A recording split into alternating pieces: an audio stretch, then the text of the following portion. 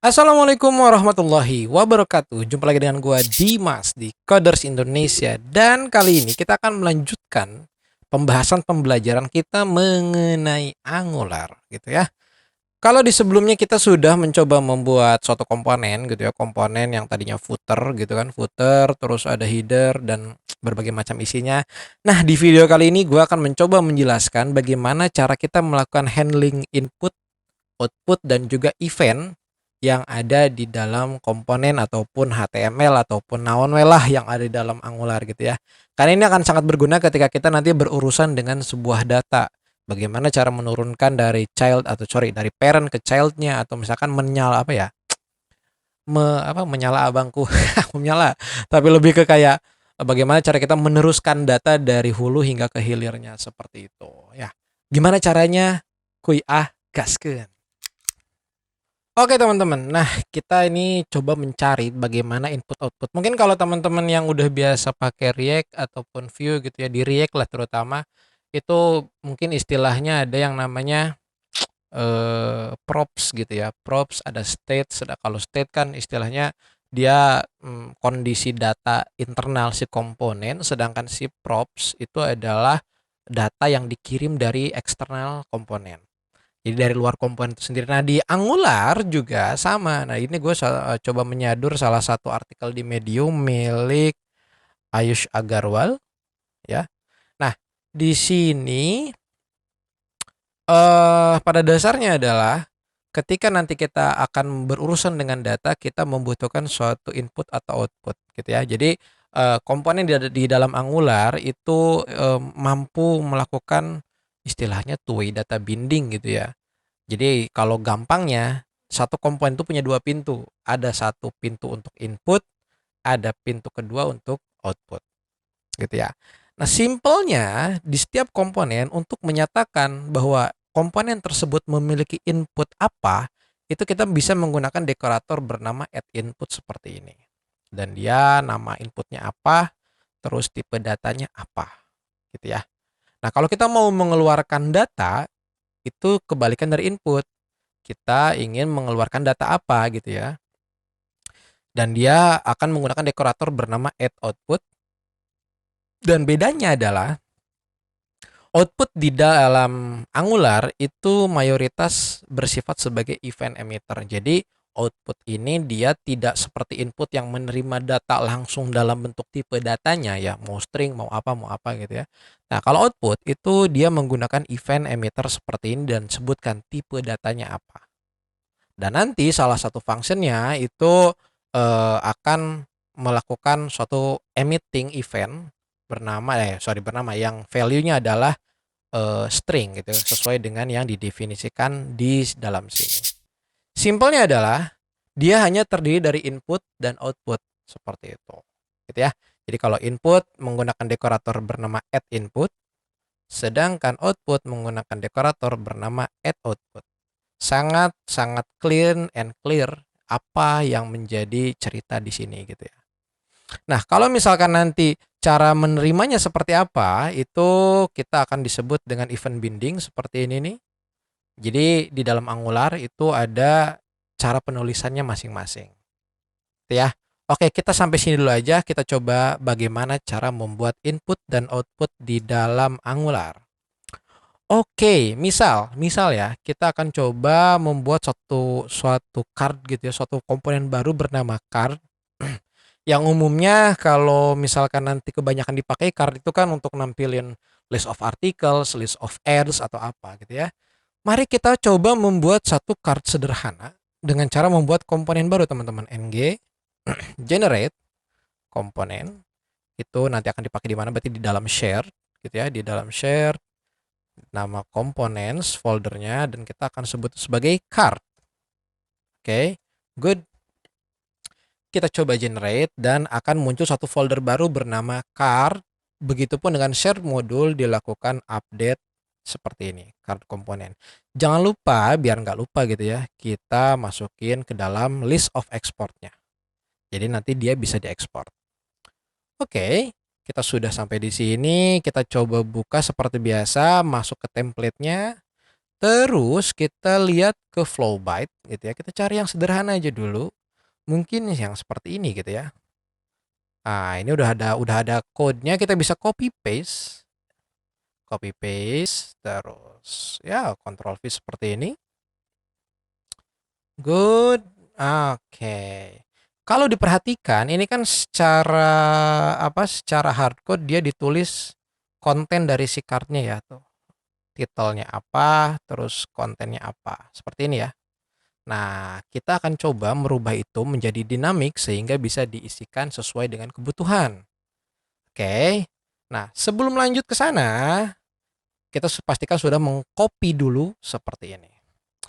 Selanjutnya kita masuk ke dalam card component.ts. Nah, kalau diperhatikan, mungkin di sini nanti akan ada title, ya nggak sih? Title sini, dan ini adalah kontennya. Artinya kemungkinan besar kita akan memiliki input, ya, dua input pertama yaitu adalah title, yang bersifat sebagai string, astagfirullahaladzim, string, up, gitu ya. Yang kedua adalah konten, itu adalah string. Kang kok merah? Nah, ini sebenarnya dari dari IS-nya ya. Yang sih tahu content has no initializer, artinya kalau misalkan ini tuh dia harus ada di dalam konstruktor. Makanya dia tidak boleh kosongan seperti ini, harus punya isian, kurang lebih seperti itu.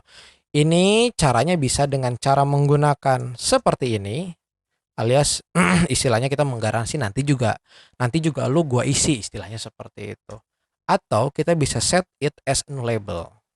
Terserah mau pakai tanda tanya seperti ini atau mungkin mau dibikin union type seperti ini, null. Dan pertama isiannya adalah dia null. Jadi secara default isiannya adalah null. Gue sih lebih prefer menggunakan cara seperti ini. Good ya? Good. Karena kita mau membuat input, berarti kita harus menggunakan dekorator input seperti ini. Oke, good.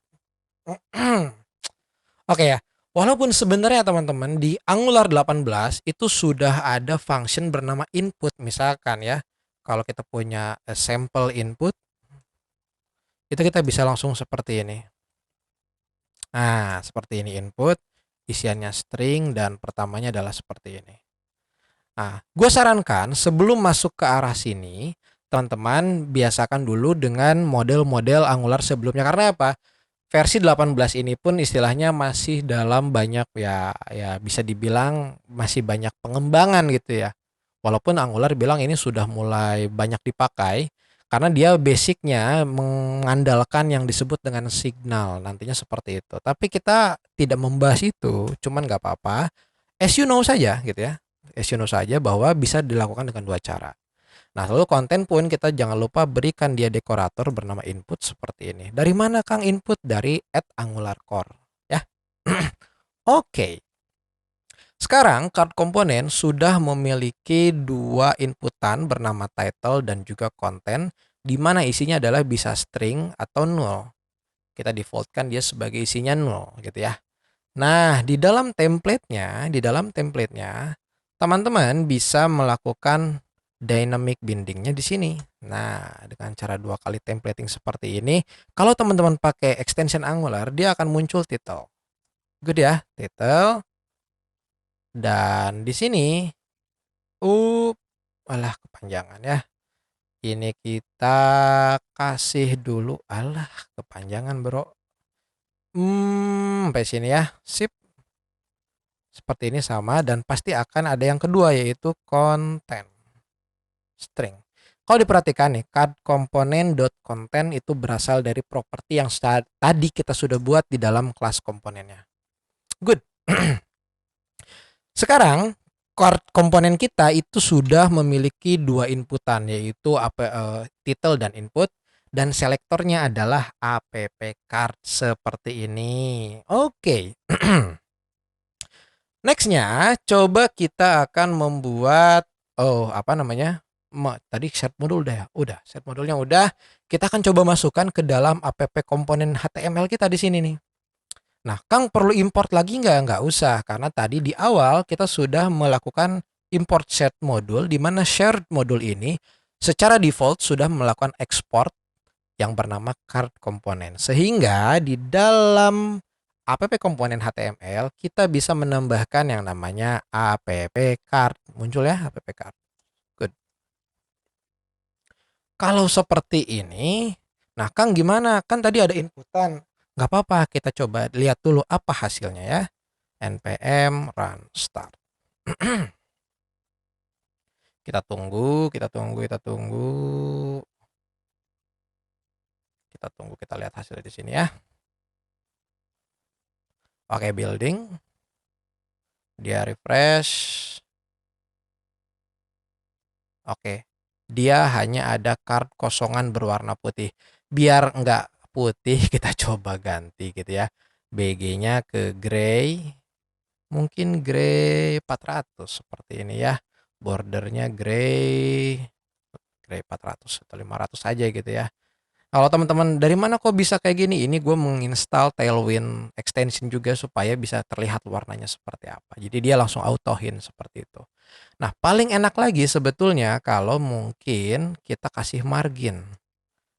Nggak usah margin, marginnya di eksternal aja ya. Taruh deh. Kita lihat setelah di save, dia akan muncul seperti ini card kita. Kayaknya kalau gray 500 bordernya nggak enak gitu ya. Seperti ini tuh, terlalu apa ya. Nah, ini kan seamless ya. Nah, artinya sekarang kita telah berhasil melihat app card ini di dalam layar kita. Biar agak rapi, coba gue buatkan suatu div dengan kelas dia memiliki margin MX-nya. Misalkan margin di sumbu X-nya 4, kita kasih margin Y-nya di sumbu Y-nya kita kasih 8 misal. Seperti itu, terus kita pindahkan app card ke sini. Refresh. Nah, dia akan ada margin di sini ya. Kalau teman-teman perhatikan di dalam sini nih, ini secara angular, mana angular ini angular ya. Ini ada app card dan dia punya konten 0, title 0 dan dia merupakan bagian dari input. Seperti itu. Oke ya. Oke. Nah, sekarang kita coba masukkan. Tadi kita tahu bahwa dia punya input bernama title dan konten. Kita coba masukkan di sini. Title. Nah, cara pemanggilannya bisa dengan seperti ini, gitu ya. Atau mungkin bisa dengan cara diberikan tanda kurung seperti ini. Bedanya apa, Kang? Bedanya adalah ketika kita memanggil eh, properti milik si app card tanpa tanda kurung gitu ya. Artinya dia bersifat statik. Kita harus mengetik di sini secara langsung. Kita tidak bisa memasukkan variabel atau nilai dari variabel yang nantinya mungkin berisi data title ataupun mungkin artikel gitu ya. Let's say misalkan first blog. Kontennya, this is my first article on this planet. Gila. Seperti itu ya. Nah, lihat first blog. This is my first article on this planet. Ini kalau kita melakukan secara hard code. Let's say gimana misalkan kalau di app komponen kita punya variabel data. Nah, misalkan di app komponen ya. Kita misalkan buatkan di sini sebuah variabel bernama dummy data gitu ya. Dummy data itu dia sifatnya objek. Mungkin titelnya adalah uh, uh, uh, uh, my first project. Terus kontennya gitu ya. Itu adalah this is my first Angular application project. Naon welai sih namanya, dummy namanya juga ya. Nah, kalau misalkan kita punya dummy data seperti ini yang mungkin nantinya bersifat dynamic gitu ya. Kita save dulu aja. Nah, kalau kita ingin memasukkan data ini ke dalam card komponen yang sudah ada di dalam HTML kita, itu tidak bisa lagi menggunakan cara penulisan seperti ini. Jadi cara membimbingnya adalah title dan konten harus diberikan tanda kurung seperti ini. Maka dia akan menjadi salah atau menjadi error. Ya, karena dia harus berisi berisi variabel yang memang itu di-define di dalam app komponen kita nantinya. Contoh tadi kita punya komponen bernama dummy data. Jadi kita bisa tulis di dummy data dot title. Kalau tadi first component, sekarang my first project. Kita coba save ini. Let's see apa yang terjadi ketika refresh. Oke, rubah ya. Sekarang jadi my first project. Nah, ininya masih hardcode, teman-teman. Masih hardcode. Nah, hardcode-nya kita coba ganti dengan dummy data lagi. Set dummy data dot content. Ya. Nah, this is my first Angular application project dan itu sama dengan yang kita buat di sini. Oke, biar gua recap. Intinya teman-teman, ketika teman-teman di sini ingin mencoba membinding suatu yang sifatnya dynamic gitu ya, dynamic, teman-teman harus menggunakan tanda kurung seperti ini, tanda kurung sikut ya. Tapi kalau secara hardcode gitu ya, cukup seperti ini. Ini yang menjadi konsistensi daripada si Angular, yang membedakan apakah props ini gitu ya, atau inputan ini bisa kita dinamikan atau memang dia hanya sekedar hardcode. Kalau kita refresh, sekarang kita punya dua tuh. Ini dummy data.title karena memang tidak kita masukkan seperti ini ya. Sedangkan ini dummy data.title itu berisi nilai aslinya yang mana kita define sebelumnya ada di dalam sini. Itu dia input. Menarik ya? Menarik. Oke.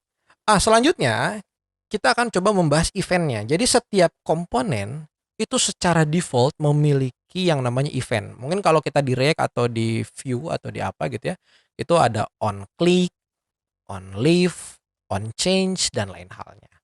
Nah, cara membinding event di dalam suatu komponen Angular itu menggunakan tanda kurung seperti ini. Klik gitu ya. Nah, kalau teman-teman pakai extension keluar, biasanya klik, kok klak sih? Klik seperti ini. Tapi tidak di komponen sini karena belum kita define. Contoh ya. Misalkan kita save dulu ini, kita masuk ke dalam card komponen kita. Di sini let's say kita bikin suatu binding div ya bernama klik ya, ada muncul ya. Jadi on click gue harus ngapain, kata Angular kurang lebih seperti itu. Ketika div card ini diklik, gue harus ngapain? Misal ketika diklik, misal kita akan memanggil suatu function bernama show message. Ini error, kenapa? Karena kita belum mendefine show message di dalam card komponennya. Jadi sekali lagi, Angular mensegregasi antara template HTML dengan logic-logic di belakangnya. Nah, cara ini biar tidak merah adalah dengan cara membuat suatu function baru di sini. Tadi sesuai namanya apa? Misal show message. Oke, kita buat di sini show message. Dia tidak punya inputan dan outputnya adalah void gitu ya. Mungkin di sini akan coba kita alertkan dari this.title. Nah, berhubung ada dua change, maka kita save all. Nah, kita coba buka lagi. Sekarang, kalau card ini kita klik, maka dia akan menghasilkan alert. Nah, lihat ya, ada alert. My first project. Oke. Sedangkan di sini, dummy data.title. Ya, itu bedanya. Jadi, biar gua recap. Selain kita bisa melakukan binding, jadi ini kan app card kita nih. Ada title, ada konten. Gitu ya, karena kita tadi define di dalam card komponen kita ada properties bernama title dan content. Gitu ya. Lalu dalam card komponen itu sendiri kita mencoba membinding suatu event bernama klik dengan menggunakan tanda kurung seperti itu. Kan kalau tanpa tanda kurung kumaha ya nggak akan bisa ngapain sebenarnya ya, dia cuma kayak data HTML biasa. Nah, tapi kalau ketika pakai kurung dia akan menampilkan show message. Kalau kita hover sini dia adalah sebuah event yang sudah di predefine oleh si Angular. Ya. Dan si show message click ini itu mengarah pada sini. Suatu function yang ada di dalam card komponen. Oke, kalau kita lihat hasilnya ya seperti ini. Ya, itu dia tentang input. Next kita bahas tentang output. Oke, mari kita bahas tentang output. Nah, seperti yang tadi kita di awal kita kasih tahu gitu ya, bahwa output pada dasarnya adalah sebuah event emitter. Jadi bagaimanapun, Angular itu menjaga konsistensinya untuk menjaga one way binding dalam satu pattern khusus gitu ya. Nah, walaupun dia terlihat sebagai two-way binding dengan output dan input seperti ini, tetapi tetap saja dia sebenarnya tidak melakukan two-way binding. Hanya saja dia melempar nilai output dari child component ke parent-nya itu dengan menggunakan event. So, kita coba bikin suatu yang baru. Misalkan message event seperti ini. To new event emitter seperti ini. Event emitternya itu dikirim dari Angular Core teman-teman ya. Jadi karena event emitter tuh banyak nantinya, ada dari stream, dari apa gitu ya. Kita menggunakan event emitter yang dipakai atau yang dikeluarkan oleh si Angular Core. Dan jangan lupa di sini ditambahkan add output seperti ini. Oke, sekarang kita punya suatu pattern event disebut message event, itu yang merupakan output daripada si card komponen. Ingat, ini kan sebuah event ya. Artinya kita harus mencoba mengirim data ini, nanti misalkan kita akan mencoba mengirim melalui button yang diklik seperti itu misalkan ya. Oke, kita coba misalkan send output message. Dia void seperti ini. Dan dia this.messageEvent.emit. Nah, kita tuliskan apa nilainya. Mungkin kita bisa menggabungkan dengan this.title gitu ya, title. Terus kita kasih titik 2, this is my internal message. Artinya dia akan mengirimkan nilai string ini gitu ya ke runtime-nya si JavaScript. Kurang lebih seperti itu gambarannya. Setelah kita buat seperti ini, teman-teman masuk ke dalam card komponen yang tadinya ref read more ini, kita ganti mungkin dengan nama send message. Seperti itu misal. Nah, tadi yang tadinya ahref, gue coba ganti jadi button. Seperti ini button ya, button. Dan ingat, karena ini output event, artinya kita harus menghandle itu sebagai event ya, dengan cara tanda kurung seperti ini. Artinya tanda kurung seperti ini udah pasti event isinya gitu ya. On click, on apa gitu ya. Apa, Bro? On click, kita cari apa? Send output message seperti ini.